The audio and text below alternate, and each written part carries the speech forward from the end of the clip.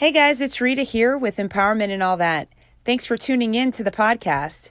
I want to let you know that I'm actually using Anchor as the easiest way to make this podcast. Anchor actually gives me everything that I need all in one place for free, which I can use right from my phone or my computer. The creation tools allow for me to record and edit my podcast so it sounds fabulous.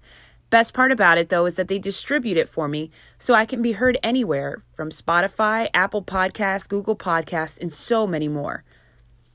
Want to know a secret? You can actually make money from this podcast with no minimum listenership. Download the Anchor app or go to Anchor FM to get started. Now back to the show. Hey guys, it's Rita here with Empowerment and All That, your favorite podcast for female empowerment. You guys, I made it to 600 downloads. Thank you so very much to all of you who tune in and listen to everything that we have to say on this podcast. That means that you guys really are enjoying the content, and I cannot tell you how amazing it makes me feel. Please make sure to subscribe, rate, and comment on any one of the platforms that you're using to listen to this podcast. Now, let me ask you, have you ever been going through your life trying to figure out what your purpose is? I know I did. It took me forever to figure out exactly what was going on, how I was going to structure everything, and how I was going to get myself back to finding out who I was on the inside. So today I had the great opportunity to sit down with Brandi Voth, who is a mom, a serial entrepreneur, and my RISE sister from a conference that we attended in Dallas. Y'all, you're going to love this episode, so stay tuned. Welcome back to the Power Project. I'm so excited to have my guest on today. She and I met over social media to begin with, and then over the last weekend, we had the privilege of getting to meet one another in person. So you guys, this is my friend, Rita Bautista. Hey, Rita, how are you? Hey, Brandi. I am so extremely excited to be on with you today. It was such a pleasure to meet you over such a beautiful weekend that really just was so uplifting. And you know, I feel like ever since I met you, things just have continued to roll. So like I said, I'm very excited to be on with you today. Oh my gosh, wasn't that such an absolutely awesome weekend? Absolutely. I mean, I've come back with like my cup completely full. My passion is lit on fire and I am ready to go. Okay, so for those of you who don't know, we had the joy of going to the RISE conference, which I highly recommend. This is not a paid ad, but I fully recommend that you go sign up for one of the RISE tour dates next year. There's 4 different ones. So Rita, have you been to a personal development conference before this one? You know, I think professionally, I've been to a lot of different conferences along the way, and there's always a slight touch of, personal development, but nothing like this. A lot of my personal development that I've worked on has been just me over the years going to therapy, listening to a lot of different motivational speakers, Abraham Hicks, Tony Robbins, obviously Rachel Hollis, all of these speakers on YouTube, podcasts, that was my personal development, and things I continue to do are like reading, oh my God, a ton of books on all of this. So that was really what I would use to help pump me up. But honestly, nothing is geared towards women as much as this conference was. And it was extraordinary. I don't really even know what else to say. I was just so moved by every single piece of it. It's the first conference that I literally did not leave the room from the moment that I sat down till the moment it was over every day. Wow, that's awesome.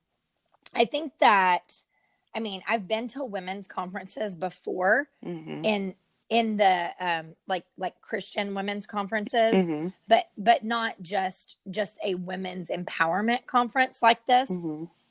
And and I think it was really impressive that there were 7,000 women in this one conference, and we almost skirted away without anyone being anything less than warm and welcoming and inviting. We had a little incident like the last day. Really? Yeah. And sad. I know all weekend I was like, this is awesome. Like women can come together and not, have any issues. And We had a little issue over like a seat, and it kind of was ugly. Oh, we had something like that too. I didn't even think about that, but yeah, you're Yeah, right. I was like, girl, like I wanted to turn around and be like, you are not lifting your sister up. Like, are you taking notes today? Right. Where are the elephants right now in the room? Because you were starting to be a little crazy. Oh my gosh. I know. I was like, okay, guys, we almost made it. But no, it was a really great weekend. And I too, like you, am a personal development junkie. Mm-hmm. You know, all the books, all the videos, all the podcasts. I'm a student of life. And Yeah. I think that we only become better at whatever we pour into and whatever we, actively pursue to become better at. Mm-hmm. So did you start in on the personal development journey at a young age, or how long have you been kind of on that track? So it's interesting, right? Because I think a lot of personal development starts at a very young age without us even knowing.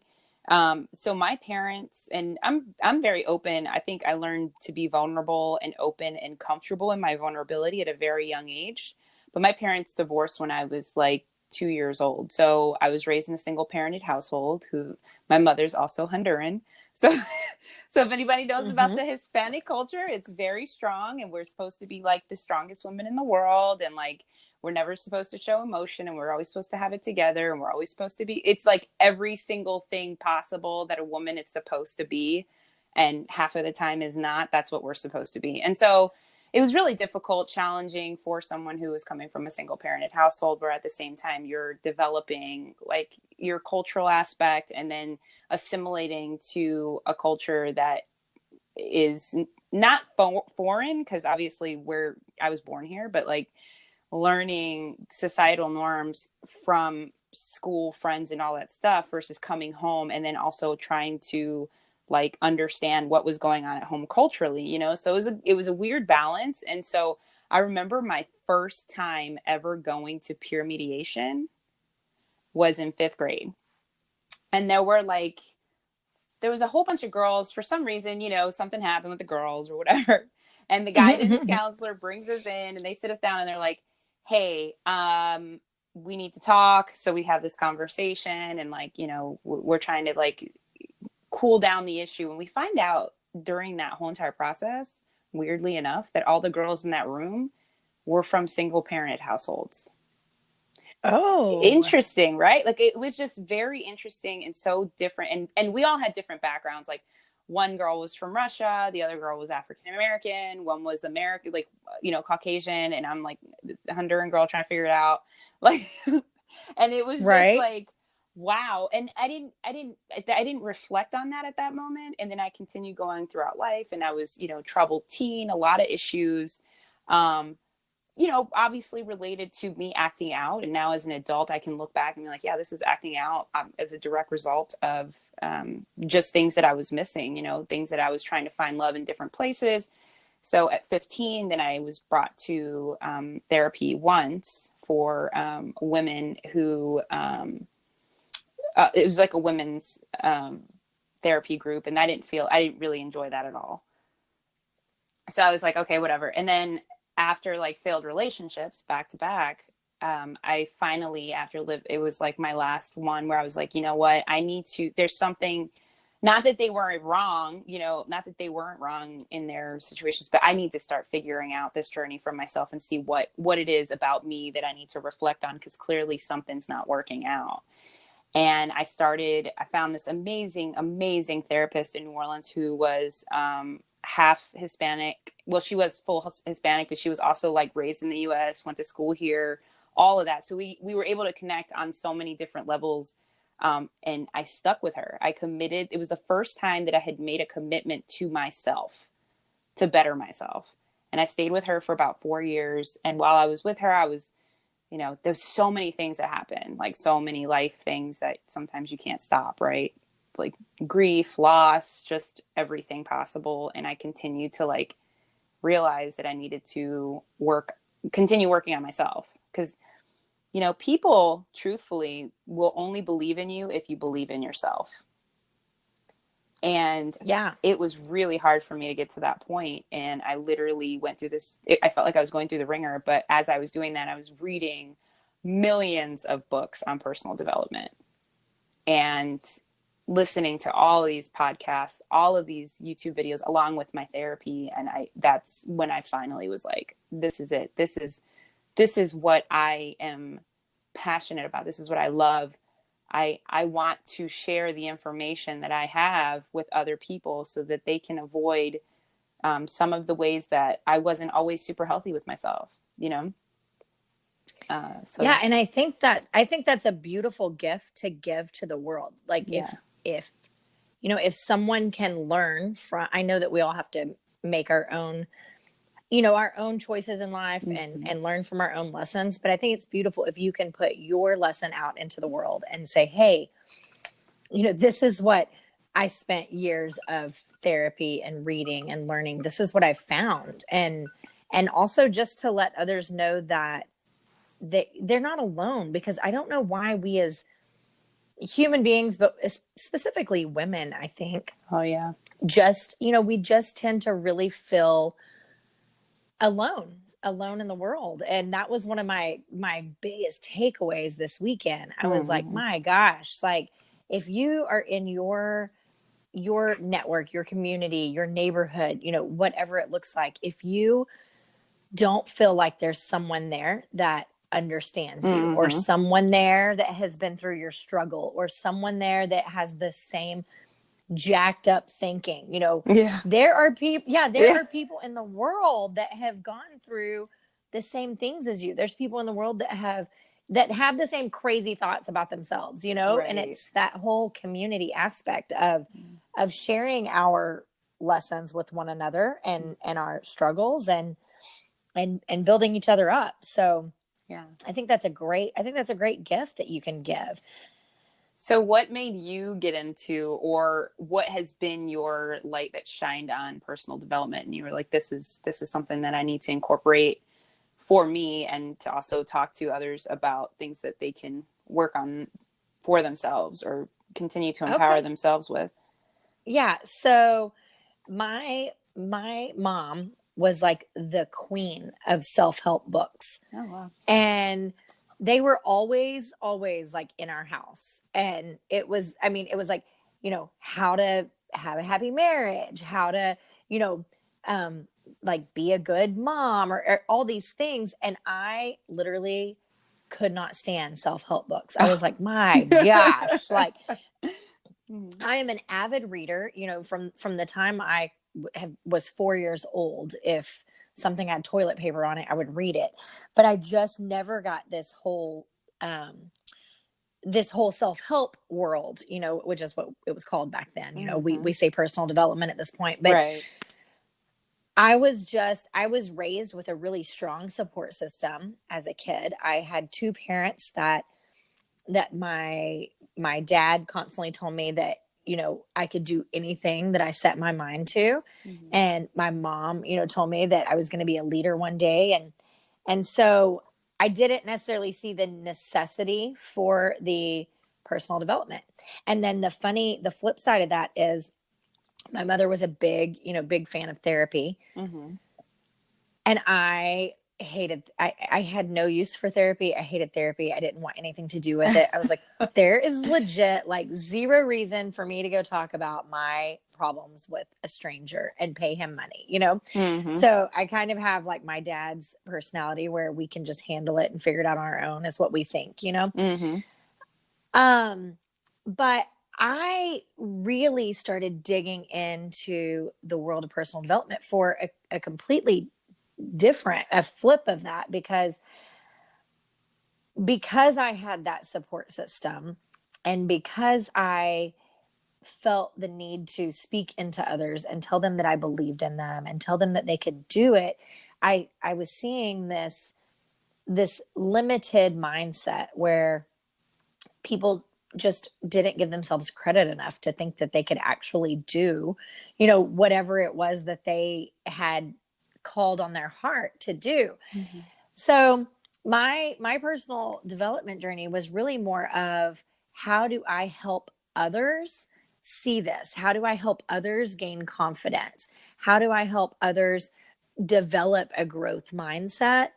And so when I started, listening to the speakers and, the Mel Robbins and the Tom Bilyeu and the Brendan Burchards. And when I started digging into that, I immediately was like, oh my gosh, like I have this voice. I've been telling people these things all my life. You and I discussed that earlier, and you can jump in when I wrap this up and talk to this also. I was that person that all my life was the friend that someone came to me and told me what they couldn't do. And I told them exactly how they could do it and why they were equipped and why they had to do it. So so I love it. I love the whole realm of it. I love the fact that even though I'm a very self-aware person, there's always room for me to grow. There's always room for me to become a better version of me.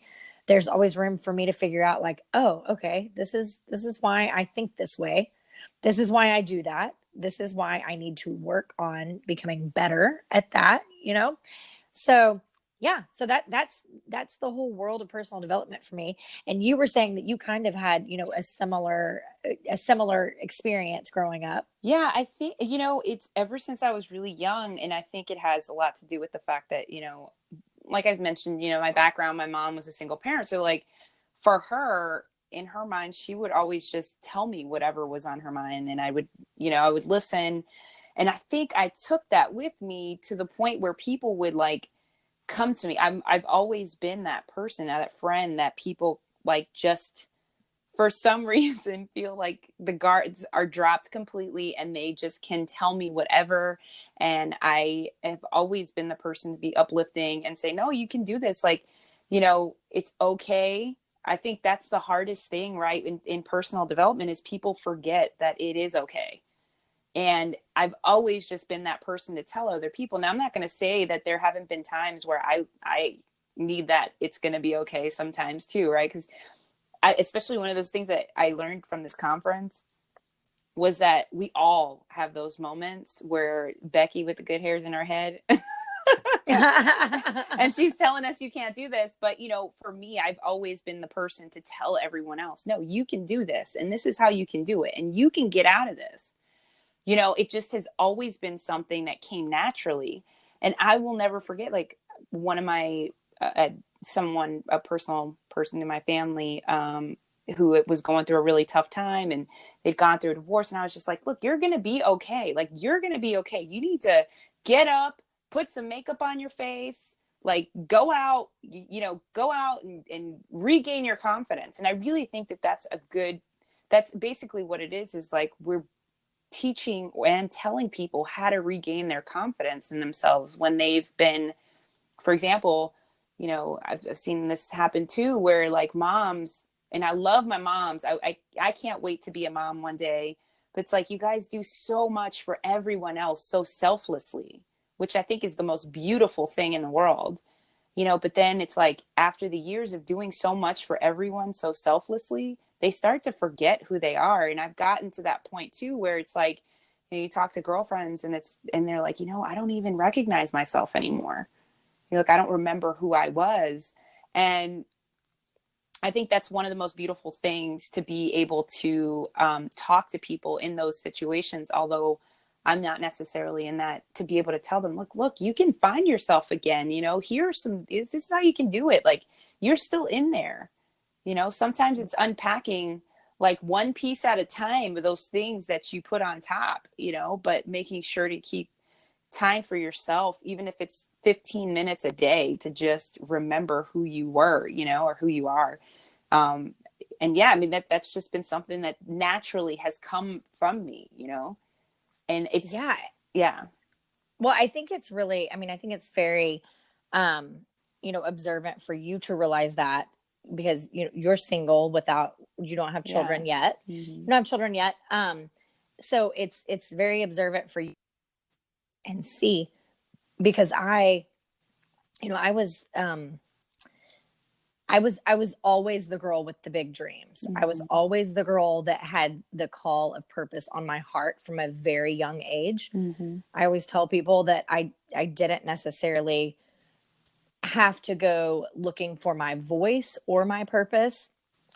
I just had to step into what I was being called for all of my life.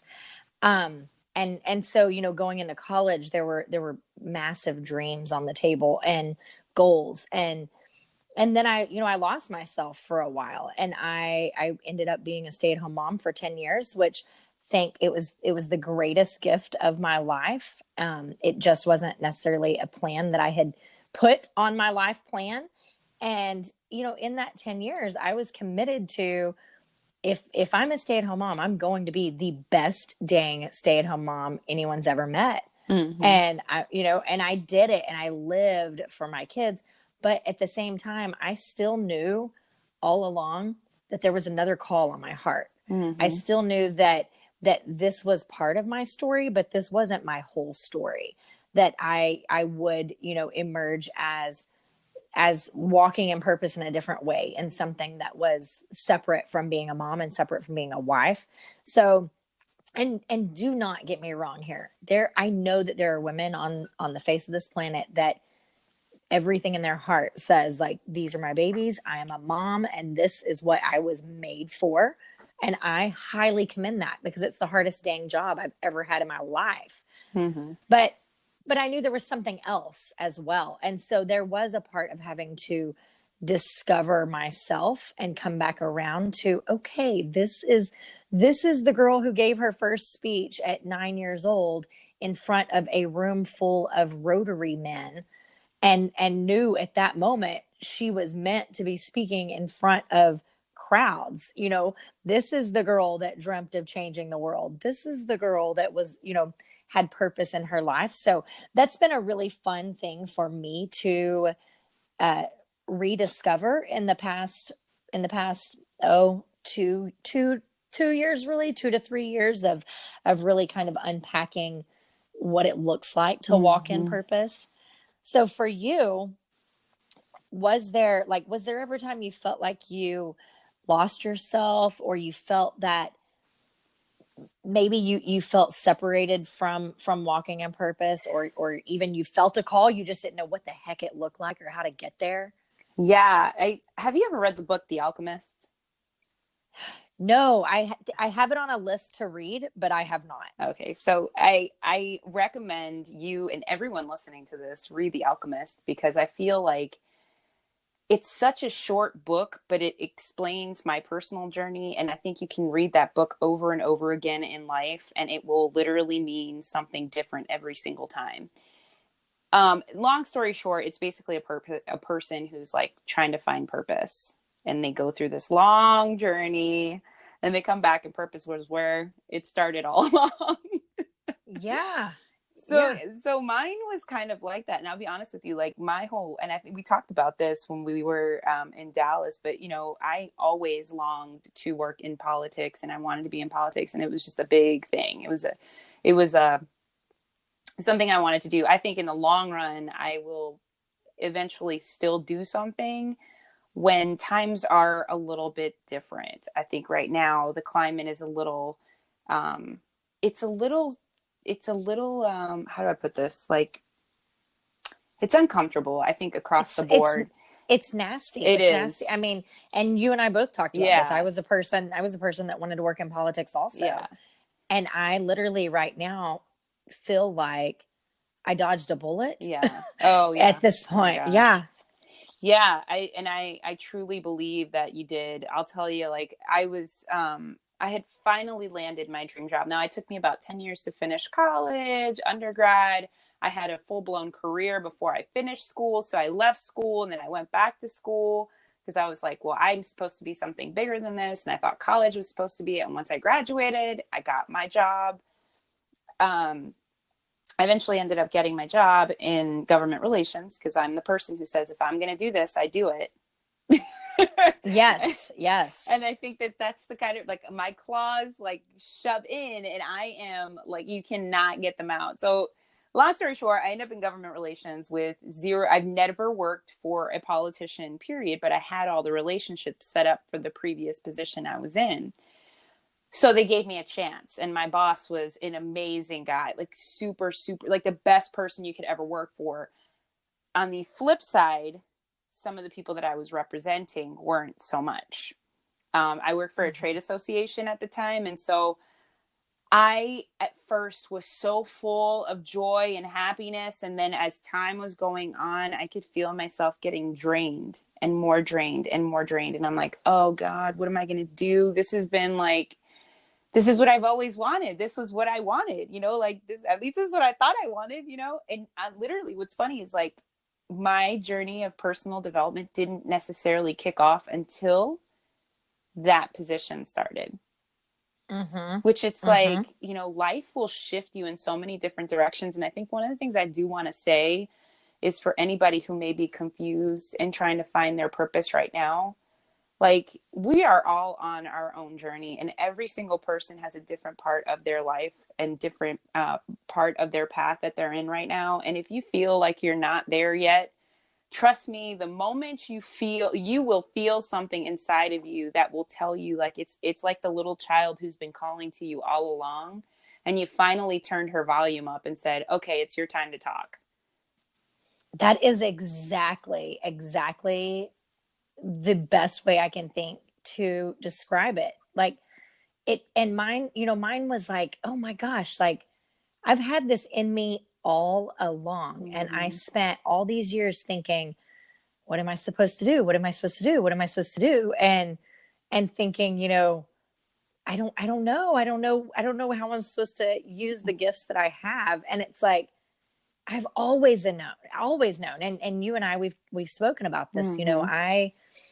I do women's retreats. I speak out in advocacy for nonprofit organizations. I speak into women's groups, but I know. And when you like, the best way I can explain mine is when like Rachel Hollis is on stage, or Mel Robbins is on stage, or Christine Kane is on stage, or a female speaker is doing it at the level that I 100% feel that I've been called to be at eventually.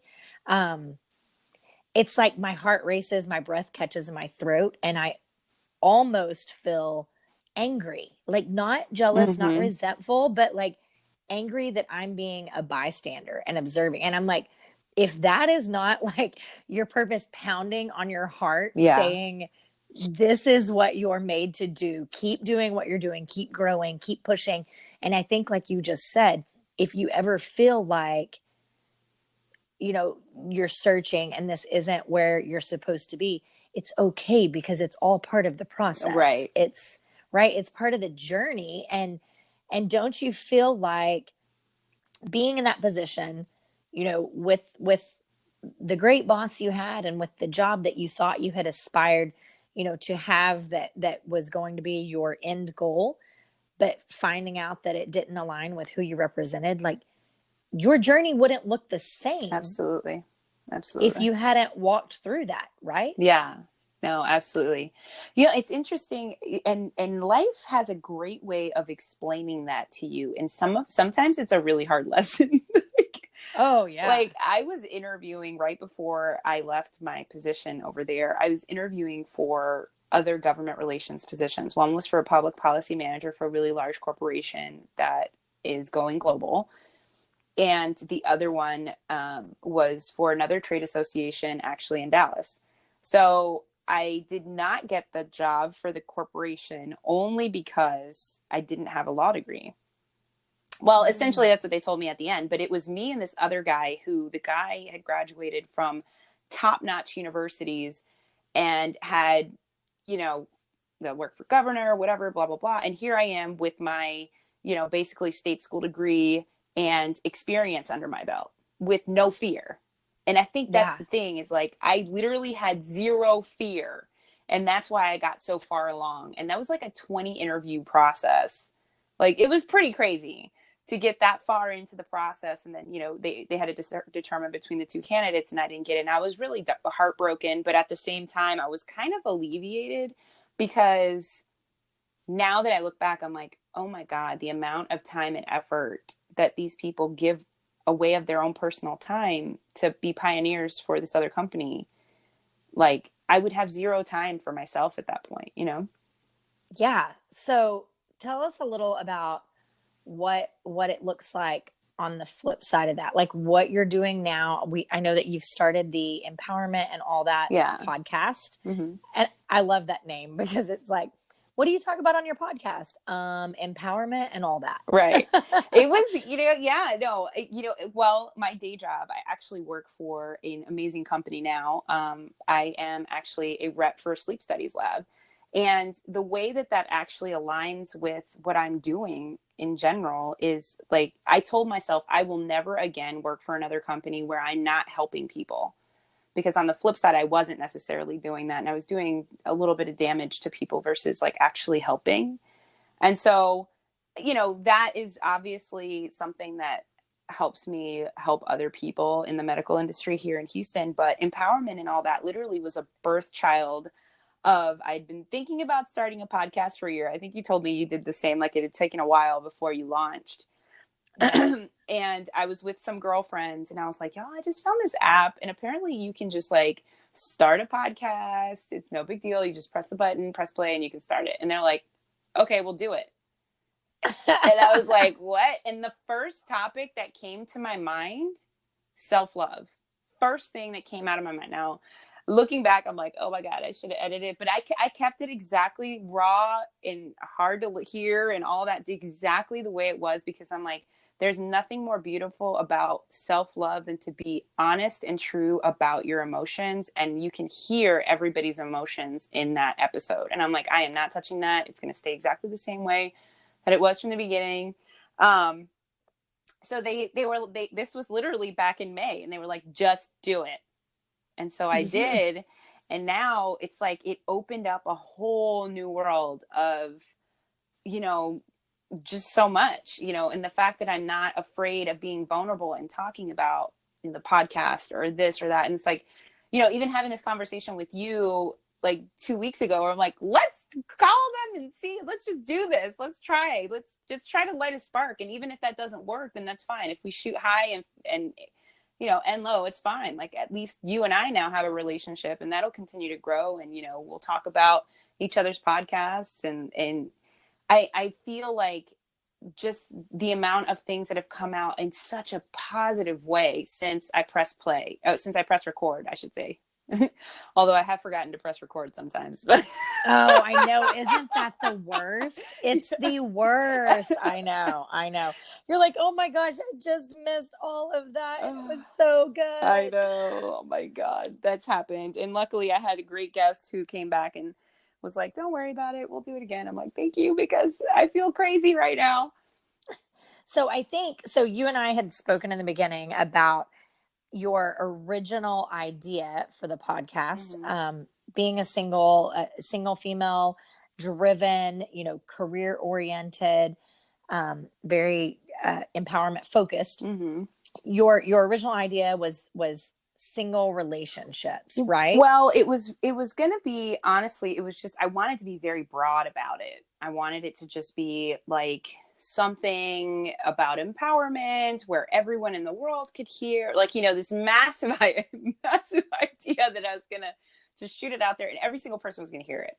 And I was like, every single person in the world is going to be able to relate to me because every single person needs to hear this. And I'm like, literally after a couple of episodes, I was like, no, like women need to be empowered.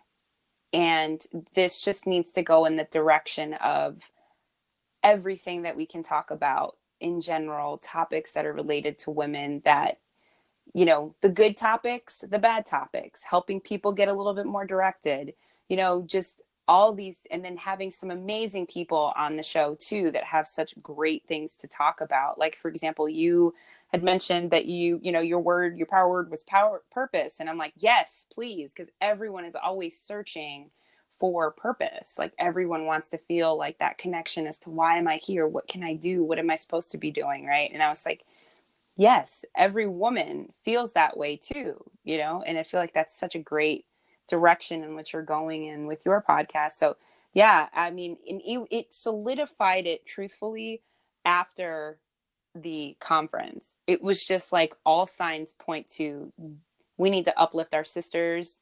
We need to trumpet for them. We need to be the Yes. elephants to protect the women when they're down and vulnerable, and be the ones that are standing tall next to them when something beautiful has happened, and cheer them on. And that's what I want to do. And I want to continue to do that. And, you know, I'm hoping that that will be something that can, if I can help one person out there and make their day better, then I've accomplished my mission.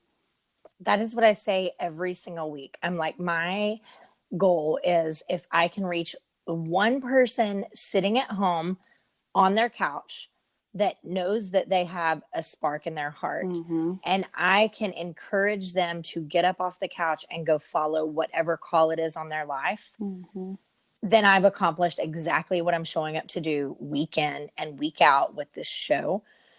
And I think I knew all along that my show was going to be committed to specifically women. And the reason behind that is I've always responded well to men. And in this space, you know, there's a lot of males in this space. It's, you know, it's a primarily male dominated industry, like the podcasting and the personal development. And so I had heard other speakers, and even at, you know, my skincare business, our conferences, our conventions, we were having men on stage speaking to the women. And I was always like, this doesn't even make sense. Like, you've got 15,000 women. Where are the women that are going to encourage and inspire? You know, why is Daniel Pink the, you know, keynote speaker for the day?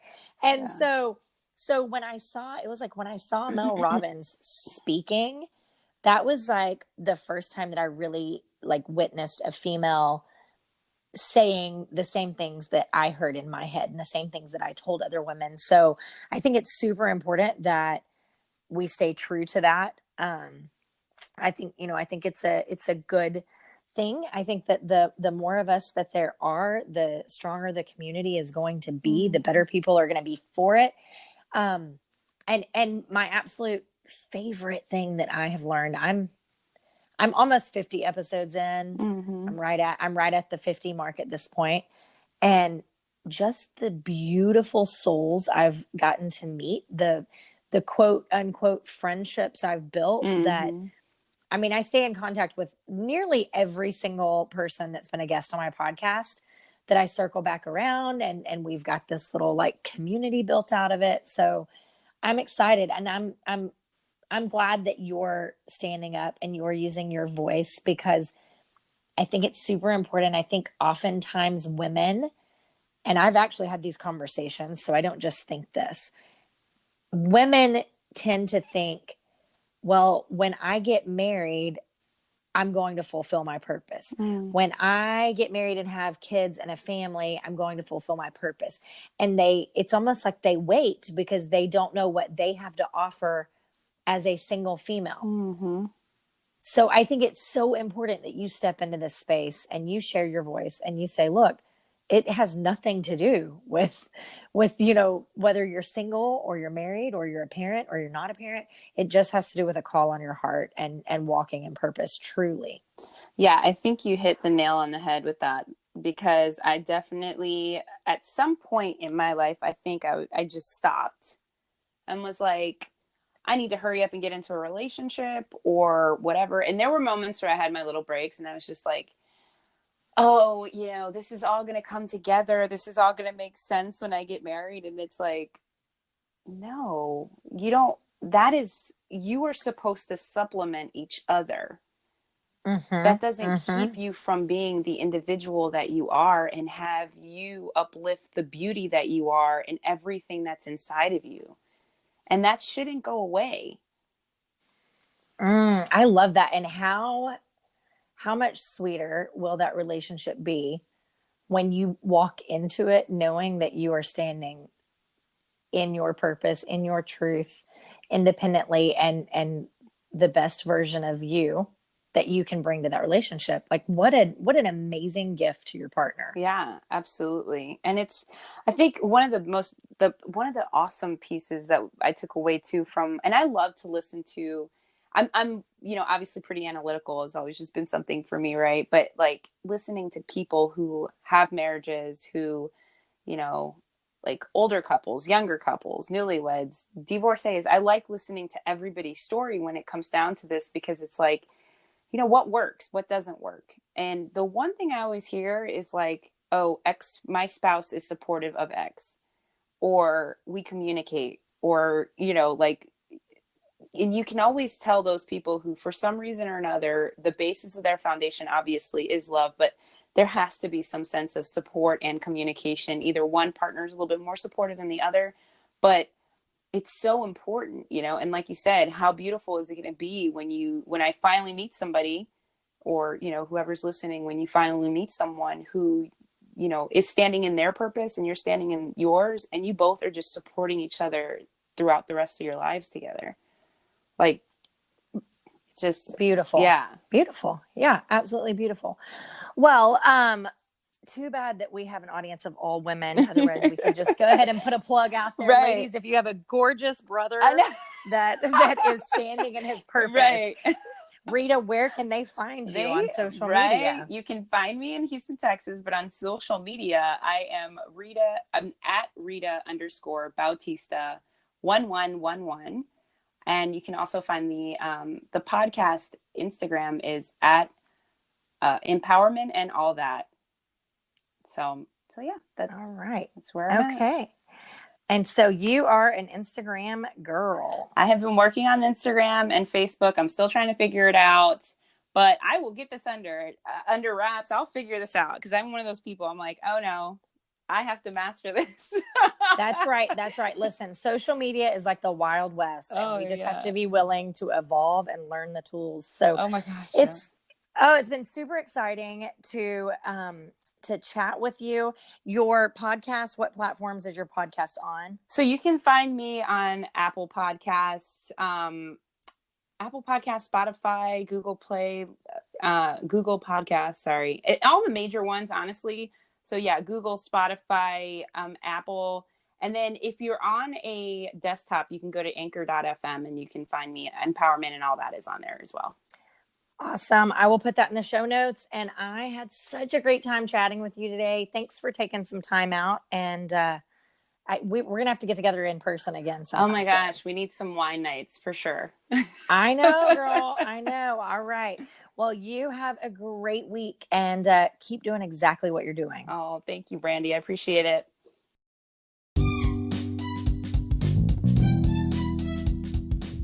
Thanks again for joining me for another episode of Empowerment and All That. For daily inspirational messages, follow me on Instagram at Rita, RITA_Bautista, BAUTISTA 1111, or you can follow Empowerment and All That on Instagram and on Facebook. And remember, keep it positive or don't keep it at all.